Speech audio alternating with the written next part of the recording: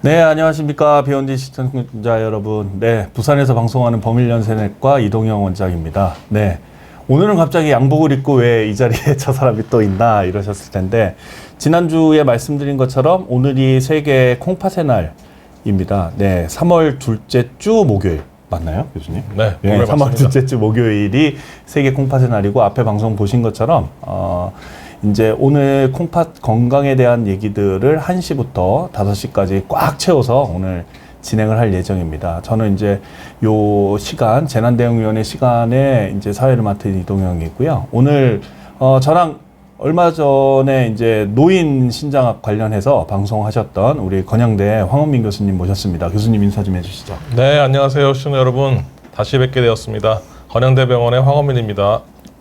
저랑 그때 방송한 게 생각보다 반응이 굉장히 좋았어요. 아, 네, 네네. 그래서 황원민 교수님이 10만 뷰가 딱 넘었는데, 네, 저한테 약주 좀 하시다가 문자를 보내셨더라고요. 10만 뷰 넘었어. 이러시는데, 네, 아주 방송 잘 했던 우리 교수님 모셨는데, 오늘은 무슨 얘기를 할 거냐? 네, 추러스님이 두 분 분위기 닮으셨어요. 친구이신가요? 네, 비밀입니다. 방송 끝에 알려드리겠습니다. 네. 오늘은 저희가 이제 아까 앞 방송 보신 것처럼 우리 신장학회에는 뭐 이사장님도 계시고 홍보이사님 뭐 여러 이사님들 계시지만 저희는 이제 재난대응위원회의 일을 하고 있습니다. 그래서 저희 재난대응위원회는 이제 지금은 조금 사그라들었지만 이제 코로나19 대응부터 시작해서 화재 또 지진 이런 이제 예기치 못한 사태들이 일어났을 때 재난에 어떻게 대응할 것이냐를 이제 준비하는 그런 위원회를 신장학회 산하에 두고 있고요. 저도 이제 위원으로 활동하고 있고 우리 교수님도 위원으로 활동을 하고 있습니다. 그래서 오늘은 두 가지 이제 세션으로 나눠 가지고 어떤 재난에 대응을 할 것이냐. 그래서 첫 번째 시간에 우리 황원민 교수님께서 이제 투석실 화재에 대한 말씀을 해 주실 거고요. 두 번째는 이제 전에 저랑 한번 또 방송하셨던 울산대 유경동 교수님께서 이제 지진, 제가 볼 때 우리나라 최고 전문가죠. 지진 전문가. 아, 네. 몸소 경험하셨던. 예, 또 네. 몸소 경주 지진을 경험을 하셨기 때문에, 네, 그래서 이렇게 두 세션으로 나눠서 진행을 해보고자 합니다. 네, 어흥님이 벌써 주제 궁금하다 그러셨고, 네, 윤희님. 저분이 이제 미국에 계신 제 네네네. 시청자, 애청자신데, 네, 윤희님 들어오셨네요. 네, 반갑습니다. 이제 투석실 화재에 대한 내용부터 먼저 시작을 해보겠습니다. 교수님 부탁드립니다. 네. 투석실 119 화재, 무서운 아주 화마라고 죠, 화마. 굉장히 무서운 그런 불이 있고 119 차가 이제 끄는. 잘 보시면 여기 이치 대전이라고 대전에서 제가 대전에 있기 때문에 네, 네. 대전 소방서와 전혀 관계 없지만 제가 가져왔습니다. 그래서 이번에는 특히 저 신장의 날을 맞이해서 우리 콩팥 환자들이 결국은 이제 말기 콩팥병이 되면 이제 일주일에 3번 정도 내지는 2번 정도 투석을 하게 되시는데, 그때 투석을 할 때 화재가 나면, 또 작년에 또 안타까운 그런 정말 재난이 있었기 때문에 이번에 한번 여러 사람들에게 또 알려드리는 목적으로 준비하였습니다. 이거 많이 기억나시죠? 여기 보면은 요즘 게 아니고 내무부. 이렇게, 예. 저 아마 네. 초등학교 때 이럴 때 요즘 성냥 가지고 다니시면 별로 없으실 것 같은데 이렇게 성냥을 끄고 버립시다. 불 조심. 인정사정 없다. 화재는. 네, 역시 불은 항상 우리한테 고마운 존재이기도 하지만 굉장히 재산과 그다음에 인명을 앗아가는 그런 굉장히 다루기 어려운, 자칫하면은 저희가 굉장히 불행해지는 그런 것입니다. 그래서 근데 최근에는 아마 불조심 이런 포스터를, 저도 애를 키우고 있지만 그려와라 뭐 예전에는 이거 굉장히 많이 그렸거든요. 그러니까요. 네, 그래서 저런 거 포스터 그려가지고 막 네. 상도 주고 그랬던 것 같은데. 네, 맞습니다. 네. 근데 그래서 요즘 트렌드가 어떤가 좀 찾아봤더니 요즘 트렌드 이었습니다. 그만해 이러다 다 죽어. 그래서 뭐 네. 이 콘센트에 뭐 굉장히 많이 걸려 있는 뭐 드라이기, 전화기, 핸드폰 충전기. 네. 사실 이거 보고 제가 빵 터졌어요. 네, 엄마보다 무서운 엄마보다 무서운 불. 불. 무섭네요. 네. 진짜 무서운가 봐요. 맞습니다. 심지어는 이 포스터가 상을 받은 포스터입니다. 네. 네. 그래서 이 친구가 아마 자기가 봤을 때 가장 무서운 엄마보다 더 무서울 것이다. 불을 경험하지는 않았지만. 경각심이 확 올라오네요. 그만큼 네. 아마 초등학생 내지는 어린 학생들한테는 확실하게 임팩트 있게 엄마보다 무서운 불. 네. 불이 굉장히 무섭고 우리가 굉장히 조심해야 된다. 그게 나와 있습니다.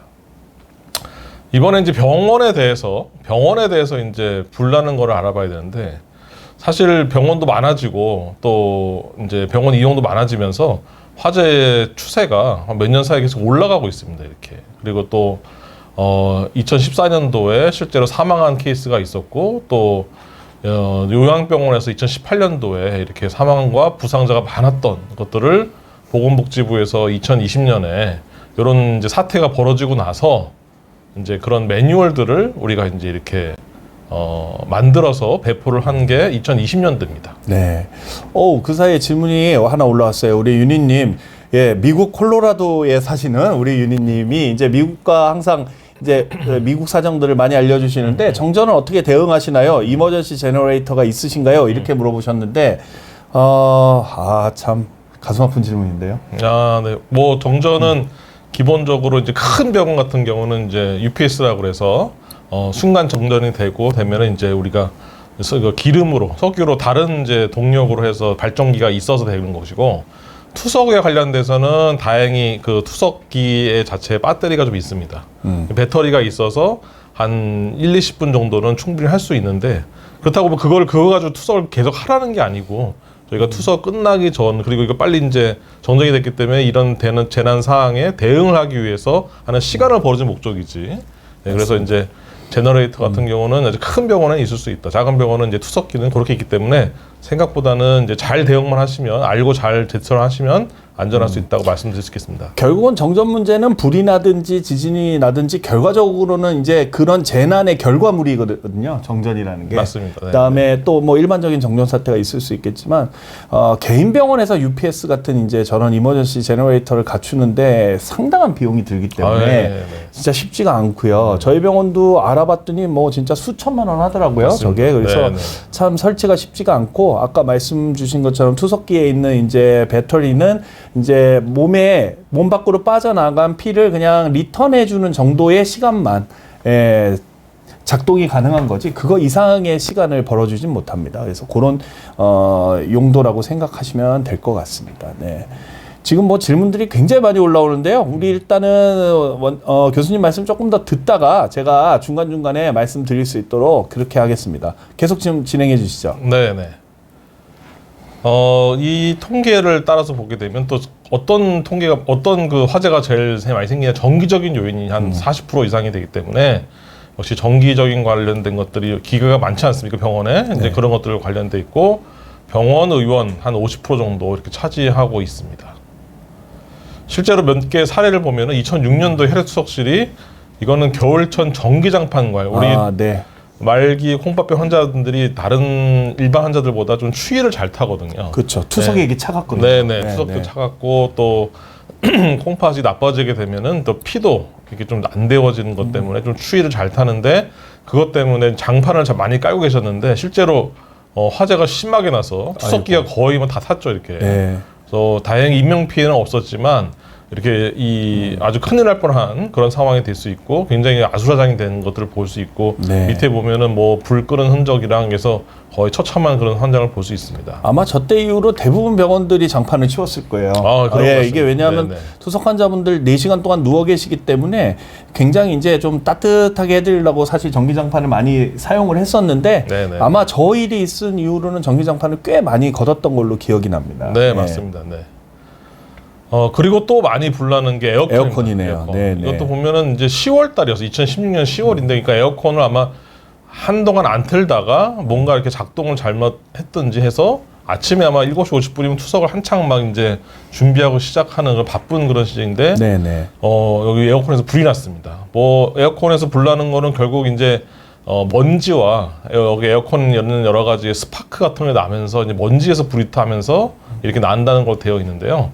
다행히 여기도 광주에 있는 어떤 병원이었는데 인명 피해는 없었고 여기 간호사 2명과 환자분이 직접 병실에 비치된 소화기로 불을 또 진화하셔가지고 다행히 이제 이걸 다 껐지만 하지만 이제 이렇게 불이 난 상태가 돼서 있기 때문에 그날 투석은 또 환자들이 못 하시는 거예요. 아무래도 그렇기 때문에 그런 환자들 경우에는 또 이런 일 때문에 다른 병원에 투석하는 또 일도 같이 있고 있던 이런 재난이 또 있었습니다. 맞습니다.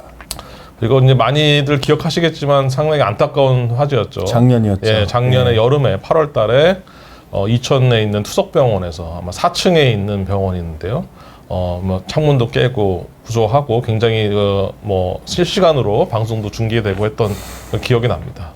안타깝게도 정말 5분이 돌아가셨고 그다음에 42명이 부상을 있어서 최근에 있는 병원 그런 화재 중에서는 굉장히 큰 사건이었습니다. 저분 중에 이제 한 분이 간호사 선생님이 이제 마지막 환자를 옮기시다가 또 돌아가시는 또 안타까운 일이 있어서 네, 저희 대한투석협회 임원들이 또 가서 조문도 하고 그랬던 기억이 납니다. 네, 네. 의료인으로서의 그 사명을 끝까지 다하셨기 때문에 굉장히 정말 존경하고 그리고 사실 이제 이거보다 더 큰 왜냐면 4층에 있었고 또 투석이 굉장히 좀 컸습니다.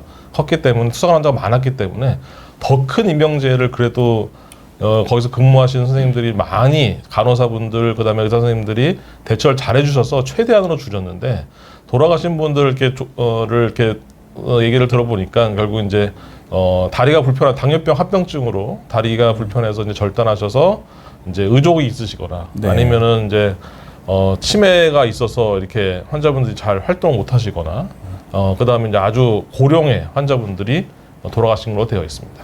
아마 저거 관련해서 지금 질문 루빈님이 주신 게 투석병원은 그러면 다 저층에 있어야 되냐? 고층이면 어떻게 탈출하냐? 이렇게 물어보셨는데 다 저층에 있진 않고요. 네, 저게 네, 이제 네. 뭐 개인 사업자들이시니까 2층이 나면 2층에 하는 거고 저희 병원은 7층이거든요. 11층 네, 건물 네, 중에. 네. 고층인 경우에 어떻게 탈출하냐면 계단을 이용해서 옥상으로 갑니다. 네, 내려오시기가 어려우면 옥상으로 갑니다. 그래서 옥상으로 피신해서 이제 헬기나 이런 사다리차로 이제 구조받는 거를 이제 기다리게 되고요. 저층인 경우에는 이제 내려오시게 되는 거.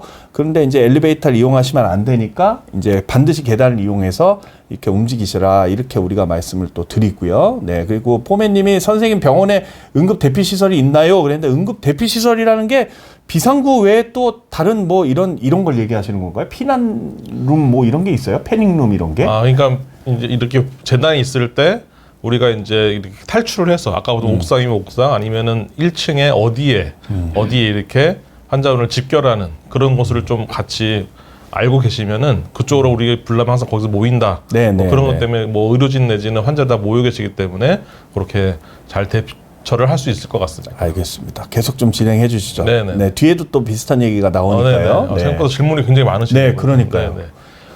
이것도 사실은 병원에서 불난 게 아니고 사실은 밑에 있는 그래서 막 스프링 골프장 이거 철거 작업에 이때가 8월 달에서 더워가지고 마찬가지로 이제 아마 철거 작업하게 되면 여러 가지 가스라든지 유독 그런 것들이 생기는데 에어컨을 트셨나 봐요. 아하. 근데 에어컨 트시면서 불꽃이 튀면서 마찬가지로 발화가 돼서 오히려 4층으로 이렇게 올라가게 되는 그런 상황이 돼서 좀 뭐 투석실에서 아무리 불나는 걸 조심을 하더라도 이 아래층에서 불나는 걸 어떻게 막을 수는 없는 것 같습니다. 맞습니다. 그래서 결국은 불났을 때 어떻게 해야 되냐 그리고 어떻게 대피해야 되냐가 굉장히 중요하다고 생각이 듭니다.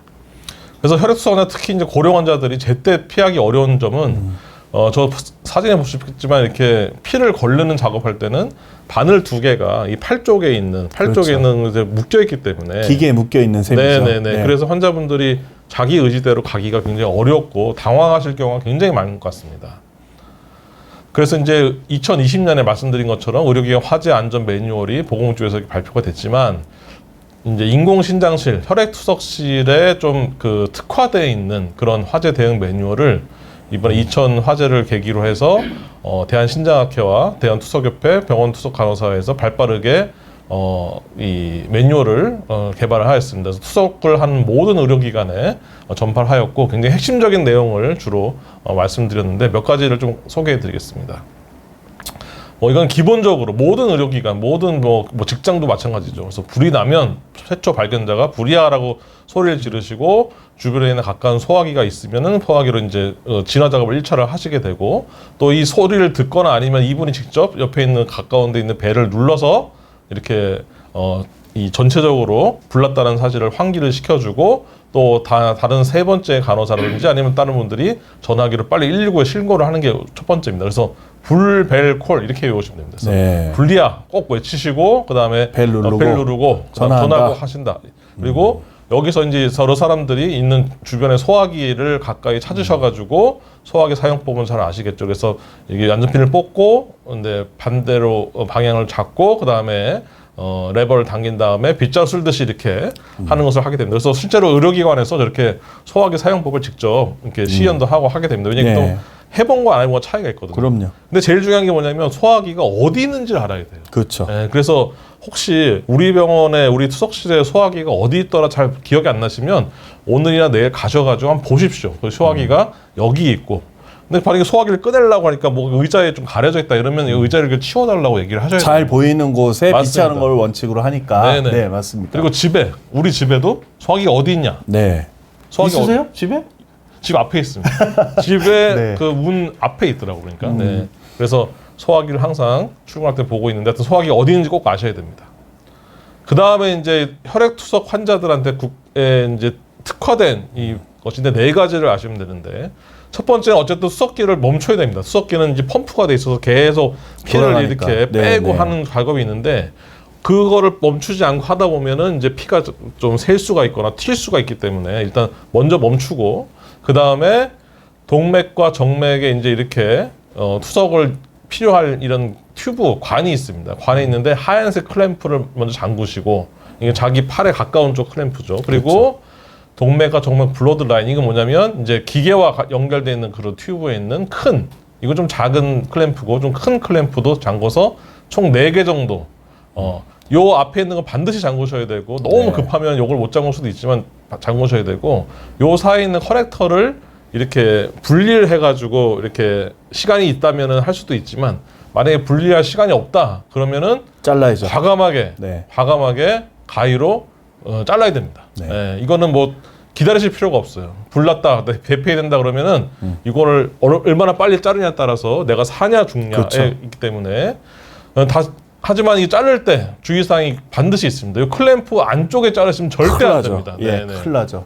저게 동맥혈의 속도로 빠져나오기 때문에 실혈이 순식간에 굉장히 빨리 진행이 됩니다. 그렇기 맞습니다. 때문에 네네. 반드시 클램프를 하시고 뒤를 잘라라. 네. 예, 이 방송을 보고 계신 우리 아마 의료 전문가 선생님들 계실 텐데 저거를 꼭 기억하셨으면 좋겠습니다. 네, 또 간호사 선생님 자를 수도 있고 만약에 제가 잘랐으면은 아니면 또 자기가 환자라고 할 때 저는 이제 이미 잘랐을 경우에는 옆에 있는 환자 안 됐을 땐 잘라주셨어도 됩니다. 그렇죠. 그래서 가위는 투석실 간호사 항상 가지고 다니기 때문에 네. 가위 달라고 하시면 돼서 그리고 또 도관이 있는 분들도 마찬가지 클램프 뒤쪽으로 이렇게 잘라서 한다는 것은 이건 제가 보기에는 국민 상식으로 알아주셔야 될 것 같아요. 네. 왜냐하면 수석실에 환자만 계신 게 아니라 보호자분도 계시고 그렇죠. 또 주변에서 도와주러 오신 분도 있을 경우에는 투석 환자들은 대피가 어렵기 때문에 저렇게 자를 필요가 있구나 이런 생각을 꼭 해주셔야 됩니다. 피를 넣고 이런 시간이 없습니다. 그래서 그럼요. 피가 아까워도 그건 어쩔 수 없어요. 어쩔 수 없고 일단은 목숨이 살아야 되기 때문에 저렇게 가위로 자른다는 거 꼭 기억해 주셨으면 좋겠습니다. 네. 그리고 이제 이런 피난 안내도 뭐 우리 빌딩이라든지 병원에 항상 붙어 있죠. 근데 이게 어디로 정말 가야 되는지를 이게 평면으로 도가 되기 때문에 잘 모르실 수가 있어요. 네, 그래서 네. 이제 이런 것들 직접 한번 마찬가지로 오늘하고 내일 한번 가보세요. 가보시면은 혹시 이렇게 일로 나가야 되는데 이렇게 휠체어가 가득 차 있다. 이러면은 나갈 수가 없습니다. 그렇기 때문에 이런 경우에는 병원 관계자분들한테 통로를 확보하도록 그다음에 박스 같은 것들이 있으면은 확보하도록 해주시고 문이 정말로 잘 열리는지 그리고 열려 나가면 어디로 통하는지도 한번 해보시는 거하고 한 번도 안 해보시고 저기가 있다고 얘기만 듣고 하시는 거하고 차이가 있기 때문에 꼭 한번 해보셨으면 좋겠습니다. 저게 윤희님이 병원 곳곳에 어느 쪽으로 탈출하는지 지도가 있으면 좋겠다 그러셨는데 대부분 저게 다 빛이 하게 돼 있죠, 그게 그죠? 법상으로 예, 예. 돼 있습니다. 그래서 소방법상. 네네. 네. 그래서 근데 뭐 빛이만 돼 있는 게 문제가 아니라 빛이 돼 있는 걸 보시고 직접 거기를 걸어서 가보셔야 됩니다. 한번 그쵸. 가보셔서 열리는지도 보고. 맞습니다. 네. 네. 그래서 뭐냐면 이거 뭐 아무리 얘기만 들어도 직접 한 번 한 거랑 다르거든요. 네. 맞습니다. 초코송이 냠냠냠님이 선생님 투석을 갑자기 멈추고 뛰면 위험한가요? 그러니까 예를 들어서 지금 잘랐어요. 네네. 그리고 이제 뛰면 위험한가요? 투석 환자는 일반인과 다르게 대응해야 하나요? 이렇게 물어보셨는데 일단은 다른 대응은 잘라야 된다는 게 다른 대응이고 네네네. 바로 이제 뛰거나 이럴 수 있는 분도 있겠지만 이제 거동이 불편하신 분들은 이제 보호자와 같이 의료인과 같이 아니면 잘 걸을 수 있는 다른 투석 환자가 부축을 해서 가게 돼 있죠. 맞습니다. 네. 네. 그래서- 다음 내용이 나오는데요. 네, 맞습니다. 다음 슬라이드 보여주시죠. 그래서 대피 순서는 먼저 걸을 수 있는 분들이 대부분이 계실 거예요. 그래서 그런 분들은 스스로 먼저 이 이 관을 자르고 나서 화재 대피로를 통해서 이렇게 가게 하시고 그 다음에 이제 부축이 필요하신 분이 반드시 있습니다. 이게 연세가 많거나 아니면 다리가 불편하신 분들 경우에는 의료진 내지는 또 주변에 있는 환자들 또는 보호자분들이 부축해서 나가게 되는데 일단은 그 현장을 빨리 벗어나는 게 그렇죠. 우선이기 때문에 네. 사실 일반 환자분들은 그냥 바로 뛰어나면 되지만 저희는 뭐 이걸 잠그고 그 다음에 자르고 하기 때문에 몇 분의 시간도 또 굉장히 소중한 상황이 될 수 있는데 그때 어쨌든 시간이 좀 많이 걸릴 수밖에 없습니다. 그리고 네. 또 투석하다 갑자기 이동하시기 때문에 뭐 혈압이 떨어진 상태에서 이동하시면 또 어지러울 수도 있고 그렇죠. 그래서 하지만 최대한 거기서 빨리 벗어날 수 있게 그렇기 때문에 어디로 가야 되는지 어떻게 해야 되는지에 대해서 미리 한번 생각해 보시고 정말 해보시는 게 굉장히 중요하고 한번 추천해 드리고 한번 병원에서도 한번 이렇게 실제로 나가는 대피로를 이렇게 안내해 주시는 그런 일을 했으면 좋겠습니다. 작년에 실제로 병원들이 저런 화재 대피 훈련 많이 했어요. 맞습니다. 이천화재 이후에 네네네. 저희도 했지만 네네. 예, 그래서 많이 하셨기 때문에 네. 예, 준비를 또 미리미리 하시면 네네. 예, 잘 하실 수 있을 겁니다. 그래서 새로 이제 오신 환자분들한테 그것부터 이렇게 교육하는 프로그램이 됐으면 좋겠습니다. 네. 그리고 이제 환자 대피할 때 아까 좀 말씀드렸지만 이렇게 여기에 딱지가 붙어 있는데 네. 빨간색은 이제 굉장히 좀 이 쉽게 말해서 도움이 필요한 분, 그다음에 노란색 혼자 거동하는 분 해가지고 분류를 하신 다음에 이렇게 해주게 되면 어느 분은 빨리 내가 누가 해야 된다 해서 간호사들이 막 이런 것들을 담당해서 아실 겁니다. 그랬을 경우에 필요한 경우에는 빨리 도와드리고 그다음에 혼자 갈 수 있는 분들 빨리 갈 수 있게 하는 것들을 분류해서 이렇게 대피를 한다. 그래서 어느 곳에 모인다 이렇게까지 이 화재 훈련을 하게 되면 이런 참사를 좀 막을 수 있고 거기에 대한 피해를 막을 수 있다고 생각이 듭니다. 요 앞 슬라이드 잠깐 보여주시면 A, B, C가 이제 저렇게 붙어 있는 거잖아요. 간호사들이 네네네네. 이 환자는 A 빨간색은 이제 본인이 거동 못하니까 들 것이나 아니면 C 혼자 움직일 수 있는 환자가 와서 같이 도와줘서 이동하고 뭐 이런 식의 시뮬레이션을 다 하기 때문에 저런 식의 이제 A, B, C를 미리 저렇게 나눠두는 거는 분명히 좀 의미가 있을 것 같습니다. 저렇게 붙여도 되고 아니면은 아마 그 자기 투석 관련 관할 한에 간호사분들이 이렇게 여러 가지 네. 표식들을 다 하실 겁니다. 네, 네. 네. 그래서 이렇게 이런 내용에 대해서 아마 이동경 원장님이 이렇게 직접 찍으신 것 같은데 화재 대피 요령 유튜브 네. 제가 방송 때 한번 알쓸신잡 네, 썸네일을 가져왔는데 이렇게 다시 한번 보시고요. 16분자 정도 되고 그다음에 이제 이신내과라는 병원에서 이렇게 아주 하는 화면도 됐기 때문에 유튜브 먼저 보시고 이렇게 요즘에는 아까 말씀드렸지만 작년에 이런 화재가 많으면서 인공신양실을 대신해서 인공신양실이랑 같이 이런 지역 소방서랑 같이 훈련하는 경우도 있습니다. 이렇게 해서 관심이 굉장히 많아졌다고 생각이 듭니다. 네. 하지만 예방이 최선이다. 잘 안 보실 수 있는데 어쨌든 이 비상구 계단이 어디냐, 그다음에 소화전이 어디냐, 그다음에 뭐 여러 가지 이런 분류 시스템이 있느냐, 훈련하고 있느냐, 뭐 이런 것을 항상 체크를 하시고 그다음에 뭐 그럴 일 정말 없겠지만은 뭐 근처에서 담배를 많이 피거나 그런 경우 굉장히 위험하기 때문에 조심하셔야 되고 작년에 그 화재 그 사건의 그를 교훈 삼아 보면 이런 철거 작업이나 건설하거나 건축할 때 생각보다 휘발성 물질이나 이런 것들이 페인트 같은 것도 사실은 굉장히 불이 만약에 불꽃이 튀면은 불이 날 수 있기 때문에 그럴 때는 각별히 더 주의하시고 혹시 우리 투석실 위아래에서 그런 공사가 있느냐 이런 것도 한번 확인하시면 그때마다 좀 더 불조심에 대한 주의를 환기하시는 게 굉장히 좋으실 것 같습니다. 네. 그래서 결국은 이제 건강하고 안전한 우리가 혈액투석이라는 과정이 어렵지만 우리가 하게 되면은 이제 이 생명을 연장할 수 있고 또 이렇게 건강하게 할 수 있고 또 안전하게 투석을 하게 되기 때문에 이런 화재에 대해서도 대응을 필요하고 또 우리 작년에 이사장님께서 이제 특별히 만드신 그 재난대응위원회가 있어서 아마 최초로 만든 거거든요. 그렇죠. 예, 그래서 또 재난 현장에 또 이렇게 신장내과 의사들이 많이 갑니다. 네. 그래서 저번에 지진 나거나 아니면 그다음에 이제 뭐 갱에 갇혀서 있는 분들 그런 분들 볼 때도 탈수라든지 이런 문제가 있기 때문에 그래서 거기에서 하여튼 신장에 대한 일하는 의사들이 많은 노력을 하고 있다는 걸 다시 한번 말씀드리고 싶습니다. 네, 시간을 막 칼같이 지금 맞춰주셔가지고 너무 감사한데 어흥님이 질문을 하나 주셨는데 저것까지 답변을 좀 주시고 가시죠. 추석하다가 중간에 멈추면 어떻게 되나요? 그러니까 투석하다 멈춘 게 이제 저런 사태 때문에 네네. 투석이 멈춰지면 네. 어떻게 되나요? 이렇게 물어보셨는데 아까 말씀 주신 것처럼 잘라서 나머지 이제 키트를 회로를 버리게 되면 약간의 이제 피 손실은 뭐 있죠. 있는 네, 거죠, 네, 그죠? 네. 예, 그래서 회로 안에 들어 있는 피는 이제 버리게 되는 거니까 네, 네. 일시적으로 저혈압이 온다든지 이런 사태는 있을 수 있겠네요, 있습니다. 그죠? 네. 그래서 어떤 긴박한 상황할 때는 그런 것들을 좀 생각을 하셔야 되기 때문에 넘어지거나 그러지 않게 해서 자세를 낮추고 그다음에 이동을 하시게 되고 그러고 이렇게 화재가 나면 결국 투석을 이제 그 병원 할 수가 없지 않습니까? 네, 그렇게 네. 되기 때문에 그런 것들은 유관기관이나 보건소나 아니면 또 신장학회에서 우리가 협력해서 환자분들을 안전하게 또 수석할 수 있게 다른 병원을 또 안내를 해드리기 때문에 네. 그렇게 걱정 안 하셔도 될 것 같습니다. 아, 감사합니다. 25분 동안에 우리 황원민 교수님이 중요한 내용을 싹 압축해서 너무 잘 해주셔서 감사드리고요. 일단은 첫 번째 출연자를 보내드리고 이제 두 번째 출연자를 제가 맞이해 볼까 하는데 그 사이에 제가 질문이 아니라 저게 양지현 님이 올해 3월 어린이집을 처음 가는 아가들도 맨발로 화재 대피 훈련에 직접 참여한대요. 네, 저희 아이들도 어린이집 유치원 다닐 때 진짜 열심히 파이어 드릴이라 그래서 열심히 하더라고요.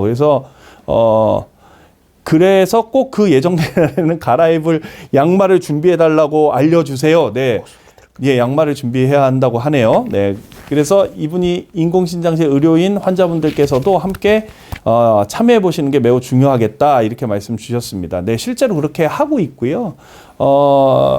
어떤 이제 인공신장실은 이제 지자체 그 소방서와 같이 이렇게 화재 대피 훈련을 실제로 한 예도 있습니다. 아마 올해 저희 학회 때 아마 발표하실 것 같은데 저희 그런 예들이 있다는 거 말씀드리고 싶고요. 정경희 님이 한식 거를 놓쳐버리셨대요. 저희께 한식 건가요? 지금 2시 건가요? 네, 한식 거 돌려보시면 됩니다. 저희 앞에 이미 영상 올라와 있으니까 돌려보시면 될 것 같습니다. 네, 제가 말씀드리는 사이에 이제 두 번째 출연자분을 모셨습니다. 우리 익숙한 얼굴이시죠? 동글동글한 서글서글하다 그때 유튜브 창에 난리 났었어요. 귀염상이라고. 네, 우리 울산대학교 병원의 신장내과 유경돈 교수님 모셨습니다. 교수님 인사 좀 해주시죠. 네, 안녕하십니까. 울산대학교 병원 유경돈입니다. 우리 유경돈 교수님은 국내 재난신장학의 어떤 거두, 대부 이렇게 거두라는 표현은 좀 그렇네요. 그죠? 예, 머리가 커 보이는 그런 느낌이 좀 있어요. 네, 근데 하여튼 실제로 포항 지진 났을 때 경주 동국대학병원에서 실제로 환자 진료 중에 경험을 하셨기 때문에 사실 지진이나 이런 재난에 굉장한 이제 노하우를 갖고 계세요. 그래서 오늘은 그런 지진 대응에 대한 내용들을 조금 말씀을 드려보고 싶습니다. 그래서 요새 이제 터키 지진도 있었는데 터키라고 하면 안 되죠, 요새는? 튀르키예죠. 예. 네. 발음이 어려워가지고 제가. 네. 한번 말씀 부탁드리겠습니다. 네, 감사합니다. 비욘디 시청자 여러분 안녕하세요. 울산대병원 유경돈입니다. 제가 이제 과찬의 말씀을 주셨는데요. 제가 공부가 깊다기보다는 저희 인공신장실, 더 나아가서는 콩팥병 환자들이 특별히 더 재난에 취약하다. 그렇죠. 이런 것을 여러 번의 계기로 경험하게 되어서 여러 일반인 분들이나 우리 환자분들에게도 말씀드리는데 소명을 가지고 임하고 있습니다. 그래서 부족하지만은 항상 공부한 내용 여러 투석 환자 가족으로 계신 일반인 분들에게 말씀드리려고 노력하고 있고요. 이번에 튀르키예 지진 네. 너무 많은 사상자가 났습니다. 그래서 그분들에게 명복을 비는 마음으로 오늘 준비해 보았습니다. 말씀드려 보겠습니다. 튀르키예 지진으로 돌아보는 인공신장실 지진 대응입니다. 네, 제가 다시 띄워볼게요. 네. 네. 슬라이드 주시면 될 것 같습니다. 네. 네, 앞으로 돌아가겠습니다. 그래서 지진, 요게 이제 이 지도 많이 보셨죠, 원장님? 네, 저게 이제 지진 때 맞습니다. 저거죠? 네네. 이게 판게아 이론, 네. 그죠? 환태평양 조사인데 지진과 관련된 내과적 합병증이라는 논평이 란셋지에 2012년 실린 바가 있습니다. 여기 보면 어딘지 보면은 여기 일본이 있고요. 그리고 아라비아판, 미국 같은 경우는 여기 샌프란시스코 베이에어리어입니다. 그래서 이만큼 지진의 위험에 노출된 인구들이 많다. 점점 인구 밀도가 늘어가고 있다. 우리가 지금 많은 노력으로 환자분들을 지키려고 노력하는데 이러한 지진이 우리 환자들의 건강에 미치는 영향이 어마어마하다. 튀르키예 지진 감히 지금 보시는 분들께 말씀드리기 무서울 정도의 사상자가 났습니다. 사망자가 집계된 걸로 4만 명 이상이 됐고요. 사상자로 이르면 튀르키예, 시리아 합쳐서는 거의 11만 명, 지금 이제 15만 명이 넘어가는 숫자라고 합니다. 아마 저게 시리아는 공식 집계도 어려울 정도의 데이터라고 맞습니다. 하니까 실제적으로 맞습니다. 저거보다 많겠죠, 네. 아무래도. 진도는 7.8 수준이고요. 네. 그리고 그 뒤에 여진이 굉장히 많이 있었고요.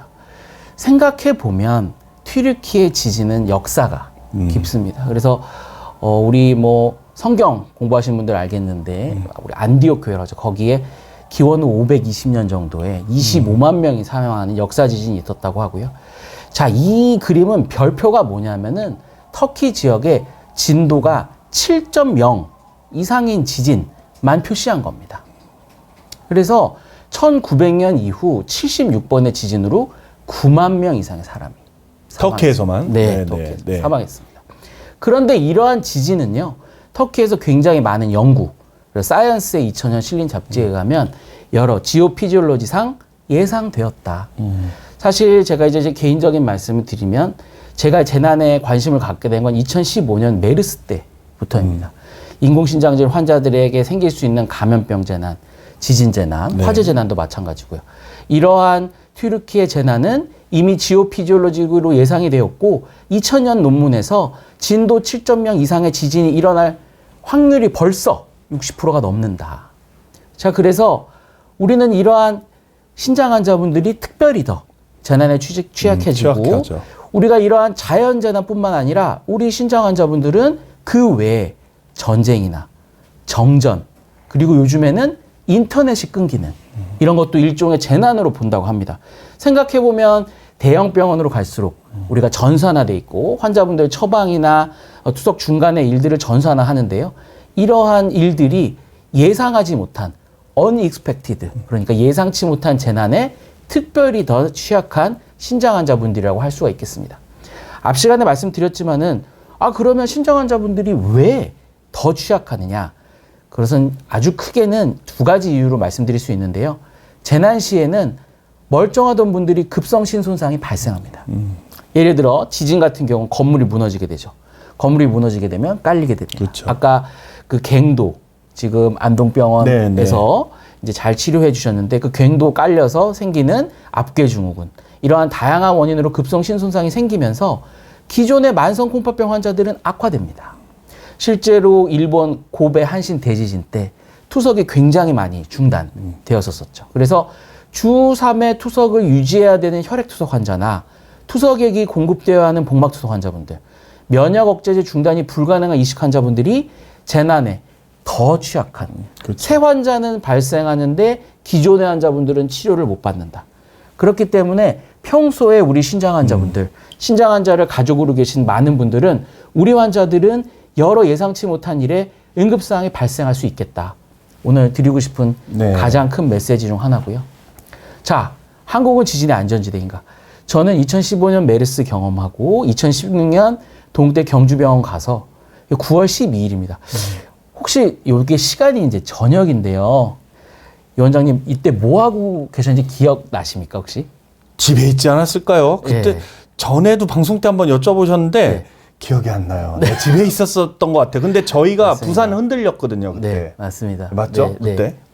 그래서 2016년 9월 달 저녁 8시에 경주에 지진이 나기 전까지는 우리나라 환자분들, 우리나라 많은 사람들이 우리나라가 지진이 나는 나라인가? 일본에만 나는 거 아니었나? 이런 생각을 많이 하셨었죠. 근데 이 당시에 지진은 이게 진앙의 경주 내남 지방 논두렁이었어요. 그리고 진앙이 좀 깊었습니다. 재산 피해가 많이 없었는데요. 그로부터 1년 뒤 포항 흥해라는 곳에서 지진이 발생합니다. 역사상 우리나라에서 발생한 가장 두 번의 큰 지진이고요. 이 지질학적으로는 이 2016년과 2017년의 지진은 우리가 이제는 고유명사라고 부르는 동일본 대지진, GEJ의 여진으로 봅니다. 제가 이제 이러한 내용을 여러 곳에서 이제 강의를 드리니 여러 어른들께서 이런 말씀을 주세요. 그런데 1978년도에 속리산 근처에서 큰 지진이 있었다. 근데 여기 충청남도인데요. 이것은 저희가 굉장히 많은 사상자가 있었던 중국의 탕산 대지진의 여진으로 아하. 봅니다. 자, 무슨 말씀을 드리고 싶으냐 하면 난데 이제 또 나더라. 그리고 지진의 빈도가 과거에 있으면 우리가 생길 수 있다고 생각을 해야 된다. 그래서 이제 우리나라에서는 기상청의 온라인 지질 과학관에 들어가 보시면요. 평균 지진 발생 횟수를 생각해 볼 수가 있습니다. 규모 3.0 이상의 지진이 연평균 10회. 깜짝 놀랐습니다. 그래서 이제는 디지털로 관측을 1999년부터 해서요. 규모가 3.0이 넘어가면 일부 사람이 느낄 수 있는 정도의 지진입니다. 체감 지진이 되겠죠. 그게 벌써 연평균 디지털로 재니까 10회, 한 달에 한 번꼴로 발생한다는 거죠. 그래서 메르스를 겪고 2010년 경주 지진을 겪으면서 밤에 잠에 오지 않더라고요. 맞아요. 환자분들의 투석을 오게 해야 될까? 투석을 하는 도중에 지진이 나면 어떨까? 그리고 나서 잠 못 들었는데 1년 뒤에 포항 지진으로 대학 수학 능력 시험이 연기되는 사상 초유의 일이 있었습니다. 그래서 그 당시에 교육부총리 담화문으로 이러한 지진은 우리 사회에 주는 임팩트가 이 정도로 크다라는 일이 있었죠. 자, 그래서 저희 대한신장학회에서는 그 이후로 요번에 임춘수 회장님 재난대응위원회를 신설했습니다. 네, 그래서 맞습니다. 우리 신장학회 회원분들 잘 아시겠지만 저희는 국립 중앙응급의료센터와 최근 MOU를 맺고 재난 상황에 빠르고 공동으로 대응하기 위해서 공동 대응을 위한 심포지움도 열 준비를 계획을 가지고 있고요. 저도 이제 이러한 부분에 대해서 여러 군데서 이제 말씀을 드리고 나니 조금 더 책임감이 생기고 내용을 더 깊고 어떻게 보면 관계 법령이나 이런 부분을 조금 더 자세히 알아야 되겠다는 생각이 많이 들었습니다. 그래서 우리나라에서 재난 대응은 의료 대응의 단계를 보시면 일단은 관심, 주의, 경계 이러한 단계로서 나눠지게 되고 그러면 119에서 신고를 하게 되면 중앙응급의료센터로 연결이 되게 됩니다. 그래서 중앙응급의료센터에서 상황의 긴급성을 판단해서 재난거점병원, 보건소, 지역 권역 응급의료 지원센터에 연락을 하게 되죠. 자, 그래서 이러한 권역 응급의료센터에선 중앙 응급의료센터 재난의료팀에서는 DMET의 출동을 요청할 수 있습니다. 아마 저 디멧이 모르는 분들 많으시겠지만 사실 작년 10월 29일 날 이태원 사태 터졌을 맞습니다. 때 네. 이제 관심을 많이 받았죠. 맞습니다. 디멧이 네. 원래 일본도 있고 미국도 있는 조직인데 우리나라도 이제 K-디멧이 있는 건데, 네. 맞습니다. 그래서 이제 2014년에 설립이 돼서요. 지금 중앙응급의료센터 제가 MOU를 직접 저희 학회에서 맺고 다녀오셨죠? 네, 그때. 그리고 재난의료 저기 밑에 여기 들었는데 김정원 팀장님 강의도 듣고 했는데요. 네, 네. 어떻게 보면은 감히 영웅적이라고 할 수 있는 우리나라의 재난의료 체계를 세워주고 계신 분들이고요. 저희 신장학회 재난대응위원회는 직접적으로 MOU를 맺고 즉각적으로 대응하기 위해서 절차적인 부분에 협력을 강화해 가고 있습니다. 그래서 디멧이라는 거는 어떤 이것만 하고 계신 게 아니라 평소에 그 병원에서 일하시고 계시다가 3명에서 5명, 그러니까 의사, 간호사, 응급구조사, 그리고 행정직원이 반드시 필요합니다. 그래서 디멧으로 쫙 모여가지고 출동이 되게 그렇죠. 되고 이 출동을 이제 요청할 수 있는 것이 이 중앙응급의료센터 상황실이 네. 되겠습니다. 자, 그래서 저희는 아직 우리나라에는 5.8 지진이 가장 큰 지진이었는데 그렇죠. 네. 우리는 항상 일본에서 많은 것을 배우곤 합니다. 그래서 동일본 대지진의 교훈, 여기 지금 일본 투석학회 JST의 포지션 스테이트먼트에서 배울 수 있었는데요. 자, 원장님 한 어느 정도 진도에서 투석이 멈출 거라고 생각하시나요? 앞에 힌트가 있어서 네.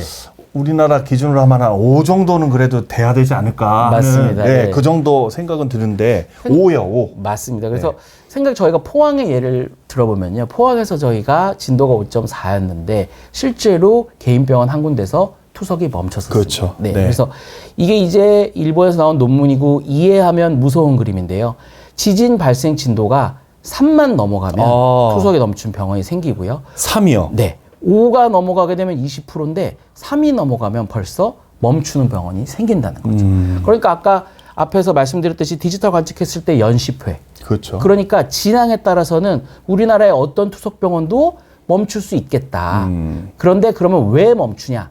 정정과 단수가 그렇죠. 이어지게 되는 겁니다. 네. 여기 조금 제가 너무 중요한 그림이어서 한번 가져와 봤습니다. 회색은 정전이고요. 파란색은 단수입니다. 일본의 예를 보니까 투석이 멈춘 중단 원인의 빈도를 보니까 진도 3에서는 거의 정전 때문에 멈춥니다. 전기가 없으면 맞습니다. 기계가 안 돌아가니까요. 맞습니다. 저희는. 네. 그래서 지진이 나면 아직 우리나라에는 건물이 무너질 정도의 지진은 없었는데 네. 5.8이니까 정전과 단수가 이어지는 지진은 충분히 발생할 수가 있겠다. 네. 진앙의 위치에 따라서는 우리나라에서도 언제든지 지진으로 정전이 될 수가 있겠다. 자, 그래서 앞 시간에도 좀 일부 다뤄주셨었는데 정전은 인공신장실의 초응급상황입니다. 맞습니다. 그래서 정전으로 혈액투석 환자가 사망하고 혈액투석기가 멈춰서 투석 치료를 받던 환자가 쇼크로 사망하는 사고가 실제로 많다고. 있었던 일이죠. 있었던 2012년도에 네, 이게 맞습니다. 보도자료인데요. 맞습니다. 네. 그래서 화재로 인한 정전이었고요. 그런데 이러한 정전은 자연재해로도 있을 수가 있지만 아까 화재같이 그렇죠. 인재의 성격을 띠고 있습니다. 그렇기 때문에 반드시 우리 인공신장실 환자나 인공신장실 의료진 요즘에 투석 간호사님들이 유튜브를 많이 하세요. 맞아요. 투석 네. 간호사님들이 굉장히 환자분들 케어하시며 좋은 실력과 경험을 갖추시고 저도 아주 재밌게 보곤 하는데요. 그래서 그만큼 투석 간호사님들이 환자분들을 직접 만나시니까 환자분들 교육에 관심이 커집니다. 그래서 이러한 인재가 생겼을 때 부실 관리한 병원에 책임을 묻는 그러한 결과도 보고된 바 있고 그래서 저희 대한신장학회에서는 이렇게 인공신장실 재난대응 매뉴얼을 아까 화재 1-1판을 보여드렸는데 태풍 수해 정전 단수에 대해서도 간략하게나마 편찬을 해서 보고드린 바가 있습니다. 이게 저기 작년에 흰남노 때문에 맞습니다. 네. 그때 이제 흰남노가 이제 올라오면서 기상청에서 지금까지 보지 못한 일이 생길 수가 있다라는 얘기가 들었는데요. 그게 이제 인터넷에서 그런 기사를 보면서 그 기상청 분들의 마음이 너무 느껴지더라고요. 왜냐하면 사태가 발생하면 막을 수는 없는데 그렇죠. 그 전에 미리 예방하면 실제로 어떤 손상을 줄일 수 있다. 그래서 저희 매뉴얼에도 가장 처음에 재난의 위험을 줄여 손실을 최소화하는 재난 완화 활동, 미티게이션이라고 표현했고요. 그리고 생긴 이후에 생기는 재난 대응 활동으로 나눠서 매뉴얼을 편찬한 바가 있습니다. 자, 완화 활동 첫 번째인데요. 너무 중요해서 제가 내용을 좀 가져와 봤습니다. 그래서 기본적으로 인공신장실 직원은 분전함의 위치 및 개별 차단기 조작 방법을 숙지하고 가습기, 전열기구 등으로 인한 합성 가능성을 사전에 점검해야 됩니다. 그래서 아까 전 시간에 이제 화재 전열기 이제 말씀을 해주셨는데 네. 아직도 환자분들이 좀 그거를 연결하고 싶어 하시는 분들이 꽤 그래도 또 장판이요? 네. 아, 네. 네. 있어서 그런 네. 부분을 이제 많이 설명드리긴 하고요. 그리고 또 정전에 대비한 UPS라든지 백업 배터리가 설치된 혈액투석기를 설치해야 된다라고 이제 권고를 한 거죠. 네, UPS를. 맞습니다. 그죠? 권고를 했고요. 아까 이제 우리 그 이동영 원장님 유튜브 애청자이신 미국 콜로라도주 네. 유니님이요. 유니님 네. 이제 좋은 이제 백업 제너레이터 얘기를 하셨는데요. 네. 실제로 미국의 일부 주에서는 환자분들이 우리 병원의 백업 전원이 어떻게 되느냐라는 네. 거를 이제 알아보려는 그런 시도가 있는 것도 또 알 수 있었습니다. 그래서 요즘에는 이제 환자분들도 좀 아시기 때문에 그럼요. 네. 그리고 특히나 우리가 대형 병원에 백업 제너레이터나 UPS가 있는 경우 말고 새로 이제 병원을 시작하시거나 인공신장실을 설치할 때는 이 건물의 노후도라든지 네. 그리고 건물이 사용할 수 있는 전력에 대비해서 놓여져 있는 투석기의 대수라든지 이런 것들이 영향을 많이 받게 됩니다. 그래서 혈액투석기의 소비 전력에 맞추어 차단기를 좀 분리하자. 그리고 콘센트를 또 분리하자. 너무 한목에 다 꼽지 마. 맞습니다. 아까 이제 저거 굉장히 중요해요. 저거는. 네. 그래서 그 오징어 게임의 대사를 패러디한 포스터를 아까 황은명 교수님 이러다 다 죽어. 이러다 다 네, 죽어. 네, 네, 네. 맞습니다. 그래서 여기 색깔의 콘센트가 꼬여져 있는 그림인데 그건 절대 안 되고요. 야간 투석을 시행하는 병원에는 손전등과 비상라이트를 준비해야 되고. 네, 저희 병원 있어요. 네, 야간 정전 투석하거든요. 시에는 온라인 피니시가 되지 않을 수 있으므로 이게 무슨 말씀이냐면 이게 기계가 일단 섰을 때 네. 아마도 기계 내 내장 배터리로 저절로 네. 몸으로 이제 피가 들어가겠지만 그러지 못할 수도 있습니다. 그럼요. 그럴 때는 훈련된 의료진이 수동 반환을 해야 된다. 네. 그래서- 생리식염수를 걸어서 밀어내기라는 거죠. 맞습니다. 네. 그래서 여러 투석 회사에서는 각각의 기계에 따른 그런 수동 반환 프로그램도 교육을 하기 위한 영상 등을 제공하는 걸로 알고 있고요. 그것만 보는 게 문제가 아니라 투석실 의료진, 그러니까 투석실을 담당하는 의사분들뿐 아니라 간호사님들 이런 거에 대해서 평소에 미리 해보셔야 됩니다. 그래서 어떤 투석병원에서는 셀라인 백에 우유 같은 흰 네. 이제 액체를 채워가지고 이렇게 연습을 하는 영상도 제가 보기도 했는데요. 그래서 훈련만이 이제 대응에 할 수 있다. 재난 대응 활동, 일단은 재난이 생겼다. 그럴 때는 정전 발생치는 투석 치료를 중단하고 혈액을 반환하는 것을 원칙으로 합니다. 일단 반환해야 됩니다. 그럼요. 그리고 안전 과열 하에 정전 대비가 없는 경우에는 수동으로 반환을 해야 되고, 전원이 공급되면 다시 투석을 할 수 있도록 혈액은 반환하고 바늘 제거는 보류한다. 일단 꽂아놓고 기다리라는 얘기죠. 맞습니다. 네, 저희가 아까 화재 지침에서도 클램프 앤 컷 프로시저. 네, 이게 이제 미국 재난 대응 지침에도 나와 있는 내용인데요. 우리가 재난의 정도, 지진의 정도에 따라서 사실은 미국 가이드라인에서는 환자분이 스스로 기계에서 탈출할 수 있어야 된다. 이런 말이 있어요. 근데 이게 아직까지 우리나라 실정에서 환자분이 자기가 자기를 컷하고 예. 탈출하기는 어려움이 있어서 적어도 의료진은 충분히 훈련이 돼야 되겠고요. 근데 이제 그런 상황도 있을 수가 있다. 일본 같은 경우는 환자가 스스로 탈출합니다. 네. 실제로 옆에 가위가 있어요. 네. 예, 환자 교육용 가위. 네. 그리고 클램프 찝으면 그냥 끝이 딱 이렇게 오므려지는 그런 특수 가위를 사용하는 예도 네. 있거든요. 나중에 이제 저는 이제 일본 가서 봤었고, 우리 교수님 모시고 제가 한번 갈 생각인데, 네. 사실 일본 대응이 배울 게 꽤 많아요. 어떻게 맞습니다. 보면. 그래서 저희 재난대응위원회에서도 일본의 많은 대응 부분을 네, 관심을 네. 가지고 있습니다. 그래서 이러한 대응 활동, 일단은 환자를 또 안정시키는 것이 중요합니다. 맞습니다. 그러니까 평소에 네. 경험 많은 의료진은 일단 환자를 먼저 안정시켜야 되고, 정전 지속 여부에 따라서 환자의 연장 투석 및 종료를 결정해야 되겠죠.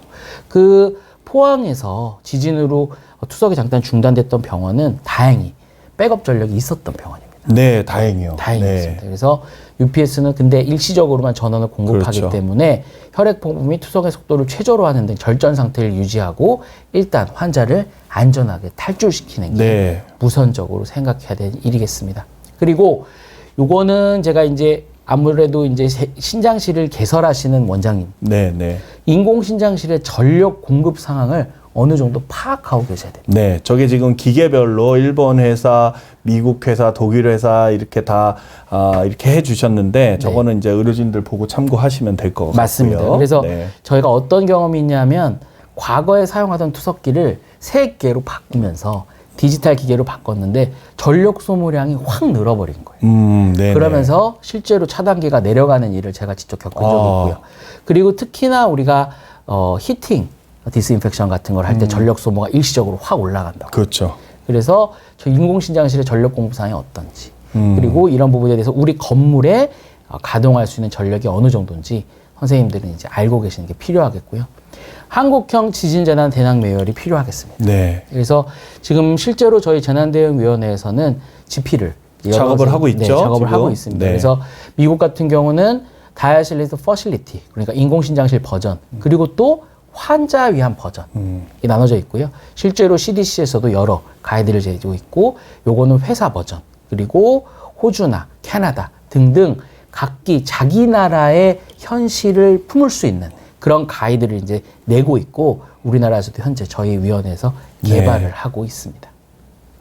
자, 그리고 마지막으로 이제 4월 30일 날 우리 대한신장학회는 재난대응회에서 처음 세션을 준비했습니다. 그래서 이날이 일요일입니다. 네, 네. 일요일. 그래서 이날은 학문적인 내용보다도 지금 과거에 있었던 일들을 학회 그리고 우리 의료진들 어떻게 같이 참여해서 준비했는지 공부해본 내용 나눌 수 있는 시간을 일부러 일요일로 배치해서 네. 오전 시간에 이렇게 해봤습니다. 그래서 아까 국립중앙의료원 중앙응급의료 센터, 네, 우리나라의 김정원 팀장님 오시네요. 네. 네. 전체를 코디네이션하는 팀장님 모시고 대한신장학회의 협력 방안, 그리고 아까 앞선 시간에 이제 화재 부분을 강의해 주신 황 교수님께서 소방법규, 사실은 네. 인재라는 부분이 법령을 반드시 잘 알아야 되는 부분이 있습니다. 그 외에도 제주도에 근무하시는 교수님께서 태풍 수해 단수, 네, 이화영 교수님이 해주실 맞습니다. 거고요. 그리고 정전도 따로 다뤘고요. 그리고 특별히 지금 우리 이천 화재 사건 이후에 실제로 네. 소방서와 훈련을 해주신 개원가에 계신 연세 선내과 박선영 원장님 네, 초빙해서 예, 네. 제 후배예요. 네, 그래서 실제적으로 어떻게 훈련을 했느냐, 어떤 네. 부분이 어렵겠느냐 이런 부분 들어보는 시간을 가지고 또 마지막 시간에는 우리 코비드에 네. 대해서 우리나라 데이터를 또 조하진 교수님께서 볼 수 있는 네. 시간 마련했으니까요. 많은 참석을 부탁드립니다. 저게 이제 일반 분들이 보시는 게 아니고 저희가 이제 4월 달 다음 달에 KSN 2023이라고 맞습니다. 대한신장학회가 주최하는 국제 신장학회가 코엑스에서 열리는데요. 거기에 이제 들어가는 내용들입니다. 네. 네. 역시 우리 교수님도 베테랑답게 네, 정확하게 25분을 딱 맞춰 주셨어요. 질문이 3개가 올라왔는데 저것만 딱 답변 드리고 맞춰야 될 것 같은데 이혜니 님께서 화재와 지진 중에 어떤 게 더 위험할까요? 어떻게 생각하십니까? 둘 다 위험하겠죠. 둘 다 위험하겠는데 저는 이렇게 생각합니다. 우리가 지금 평상시에 우리 옆에서 당장 지금 준비를 해야 되는 것이 화재와 정전이라고 생각을 하고 지진은 우리가 긴 호흡으로 그리고 지진이라고 생각하는 어떤 큰 일은 개별 병원에서 할 수 있는 대응이 있고 또 지자체와 나라에 요청해야 되는 부분이 있습니다. 그래서 우리가 아까 제가 자세히 설명드리진 않았지만 중앙응급의료센터에 재난대응 체계가 다 서 있습니다. 긴급 통제단을 꾸리고 네. 우리가 어떻게 코디네이션을 해서 우리가 투석 환자들의 어떤 물품 배급이나 이런 걸 해야 되는 체계가 나라에서 세우려고 노력을 하고 있으니까요. 다발적인 대응이 중요하다. 그리고 지금 할 수 있는 대응 바로 시작해야 된다. 이렇게 대답드리고 싶습니다. 네, 뭐 더 답변을 좀 드리고 싶은데 예, 뒤에 또 방송이 있습니다. 뒤에도 또 아주 좋은 방송 준비하고 있고, 네. 진행자가 아주 좋은 사람이 또 나온다 그래요. 네. 그래서 기대해 주시고, 네. 예, 10분 있다가 다음 라이브에서 다시 찾아뵙도록 하겠습니다. 오늘 유경동 교수님, 감사드리고요. 네. 앞으로도 우리 재난대응위원회에서 좋은 활동 기대하도록 그렇게 하겠습니다. 네, 긴 시간, 시청해 주신 여러분들 감사드리고요. 저희 재난대응위원회 방송은 여기까지입니다. 여러분들 항상 건강하시고 다음 세션에서 다시 뵙도록 그렇게 하겠습니다. 저희 그 배운 인사 있죠? 네. 안녕히 계십시오. 감사합니다. 네, 감사합니다.